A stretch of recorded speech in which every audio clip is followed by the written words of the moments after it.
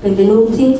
Scuso per questa voce molto piacevole, ma un po' il segnale di questi ultimi giorni e momenti anche di impegno, oltre che a delle condizioni meteo molto favorevoli. Ci accingiamo oggi tutti insieme ad entrare a piccoli passi all'interno di un percorso espositivo. Perché a piccoli passi? Perché è come quando si entra per la prima volta all'interno di una casa, è come se per la prima volta si entra all'interno di un nucleo familiare. In questo caso il nucleo in questione è la famiglia Cavallini Sgarbi. Ma per scoprire che cosa, e avrete modo a brevissimo di sperimentare questa cosa, avrete modo di sperimentare quanta calda accoglienza ci sia all'interno di questo percorso narrativo. Un percorso narrativo che è innanzitutto artistico, le connessioni sono tante, i contenuti importanti, le suggestioni, i richiami ai grandi dell'arte, ma soprattutto tanta ritrovata bellezza, perché è di bellezza che sinceramente abbiamo bisogno. Ma il valore aggiunto anche del percorso, e voi a breve farete esperienza di questo, è anche dato dall'effetto che produce l'azione del collezionare.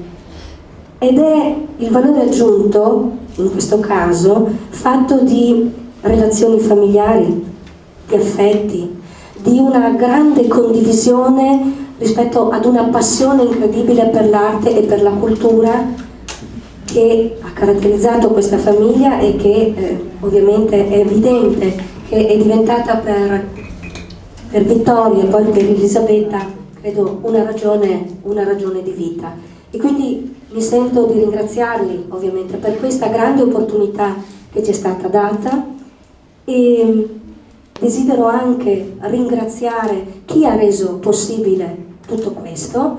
In primis c'è stato un gancio, in particolare il dottor Angelo Tabaro, che con grande generosità ha messo a disposizione la rete di contatti che ha così maturato nel corso di una sua brillantissima carriera professionale come dirigente regionale in ambito culturale.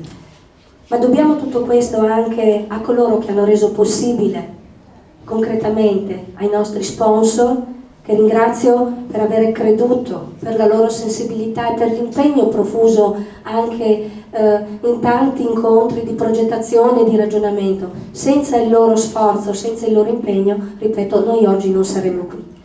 Ancora concludo con due altri ringraziamenti, permettetemi, perché per me è importante: Eleonora Dorigo e Matteo Tabaro di Picasus per il supporto importantissimo, Contemplazioni, Sara Pallavicini, Giovanni Lettini, Stefano Morelli e tutto lo staff con il quale abbiamo vissuto una bella e fattiva collaborazione in questi giorni, e i nostri ragazzi. Sono dei ragazzi che saranno presenti qui come staff della mostra.